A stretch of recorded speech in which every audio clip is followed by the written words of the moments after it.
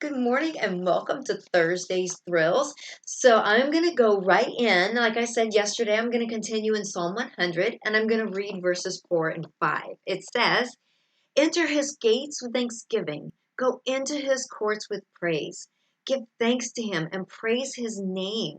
For the Lord is good, his unfailing love continues forever, and his faithfulness continues to each generation.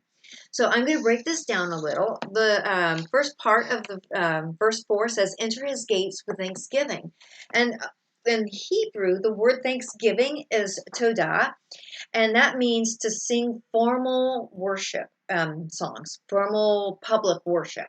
And it's derived from the verb yada, which means to give thanks or to praise. The root of yada is yad, which means hand. And literally it means to extend a hand in thanks to God. So literally when we are praising, we're extending our hands in worship to God. Isn't that amazing? Okay, so tada is mentioned in the Old Testament over 30 times. So that's pretty phenomenal. And it must be pretty important for it to be mentioned that many times. Okay, so moving on. It says, go into his courts with praise. So praise in Hebrew is tehillah. The plural for that is tehillim, which means a celebration, allotting or glorifying of someone who's praiseworthy. The praise or exaltation of God, praises and songs of admiration. So that's what that means. The noun tehillah comes from the verb hala. That means to praise, celebrate, or laud, which is glorify. The Hebrew title, this is so cool. The Hebrew title of the book of Psalms is Tehillim, which literally means book of praises. That is so cool. So the book of Psalms was actually written as a songbook for worship events in the tabernacle in Jerusalem. I'm sorry, in the temple in Jerusalem.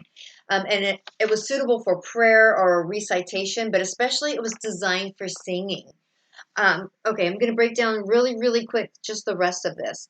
And verse 5, for the Lord is good.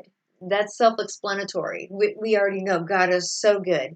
His unfailing love continues forever, and his faithfulness continues to each generation. So this is amazing because God isn't just loving us, and he's not just faithful to us, but it's forever and ever, and for our children and our children's children and their children and so on.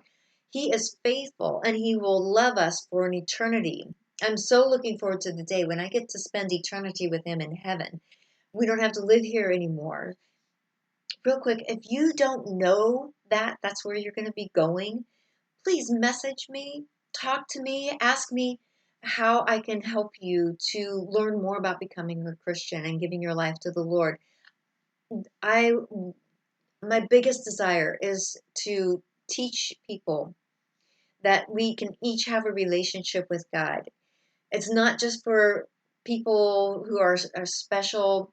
You don't have to do anything in particular. You need to acknowledge God, that he sent his son on earth to die for our sins on the cross, and he rose again on the third day, and he's the Son of God.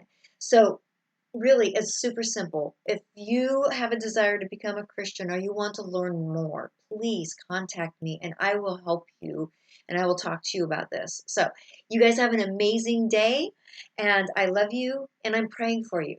So I'll talk to you tomorrow. Bye.